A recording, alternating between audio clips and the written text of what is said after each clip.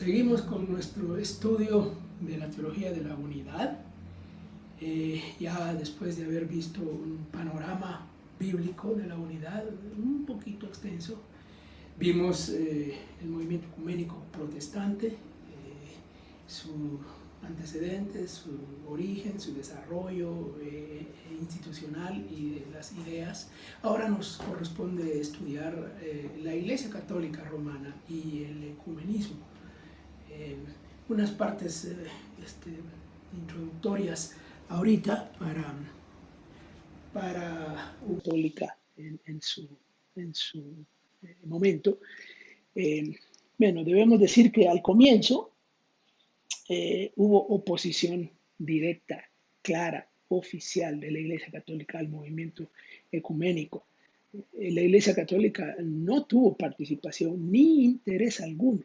De hecho, casi ni se dio por enterada al comienzo, pero después, cuando ya se dio por enterada, hubo oposición abierta desde las esferas de la jerarquía, oficialmente, empezando por los papas mismos.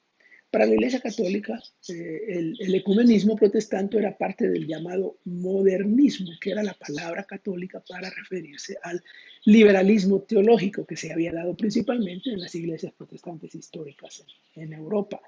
Y ese era un movimiento malvado, un movimiento dañino, y la Iglesia Católica lo condenó. Y ahí se pasó llevando al movimiento ecuménico protestante. En 1928, el Papa Pío XI promulga una encíclica llamada Mortalium Animus, algo así como un alma mortal, y presenta su postura frente al movimiento ecuménico protestante. Ahí el Papa presenta a la Iglesia Católica como la verdadera religión y enjuicia negativamente al movimiento ecuménico de los grupos no católicos. Esta es la postura oficial y la postura oficial más clara de la Iglesia sobre el ecumenismo antes del Concilio Vaticano II. Así que hay una oposición abierta.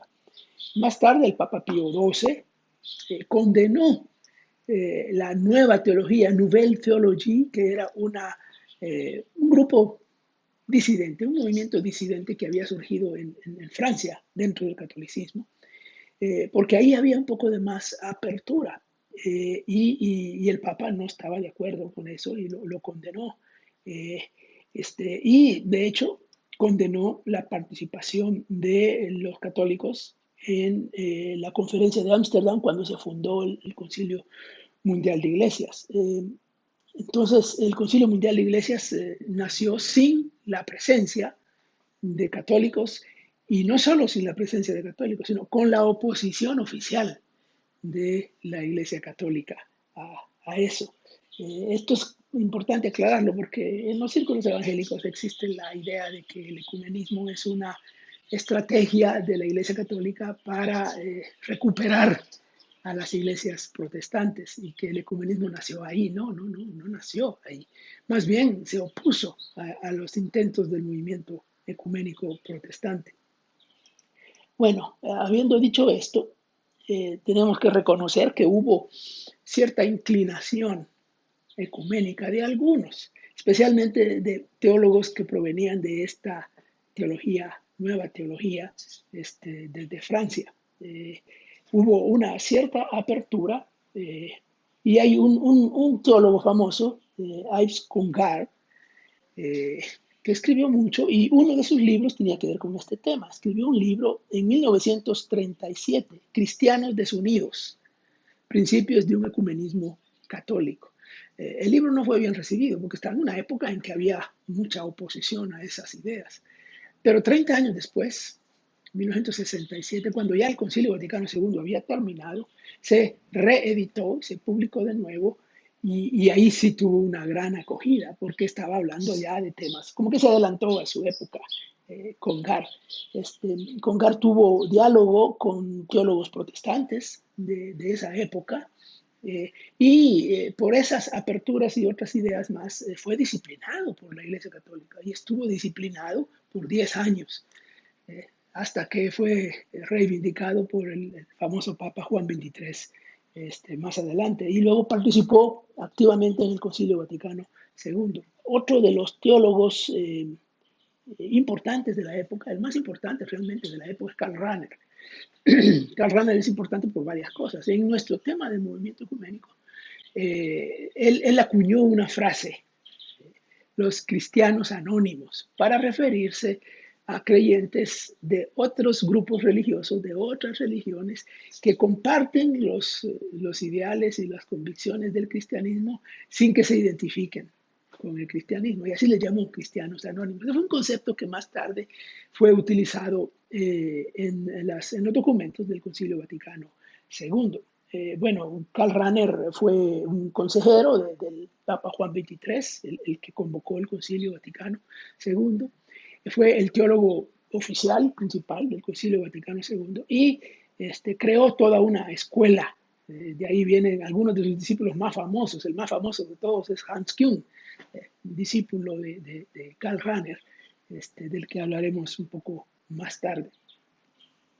También hubo algunos otros movimientos precursores del ecumenismo en la Iglesia Católica Romana. Se le llamó renovación católica a un movimiento que tiene varias cosas. Uno es el Concilio Vaticano II, por supuesto, los previos del concilio. Otro es la renovación católica, que surgió más o menos en la misma época que el Concilio Vaticano II. Y también hubo otro movimiento que se llamó Acción Católica, que lo que hizo fue como inyectarle un dinamismo a los seculares, a los seglares, a los laicos en la iglesia y una participación más activa. Eso fue un movimiento que fue abriendo espacios para las ideas que más tarde iban a plasmarse en el eh, Concilio Vaticano II.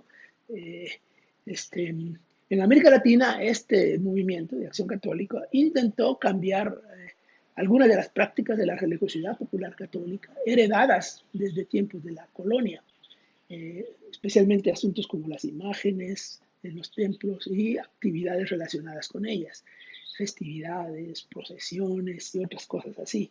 No fue bien recibido, no cayó bien ni en la jerarquía ni en el pueblo, francamente.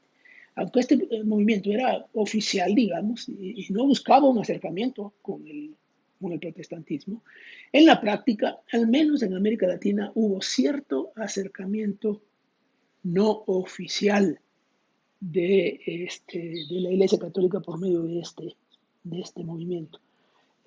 Bueno, la, la, la apertura oficial de la Iglesia Católica Romana al ecumenismo viene más tarde y vamos a hablar de eso después.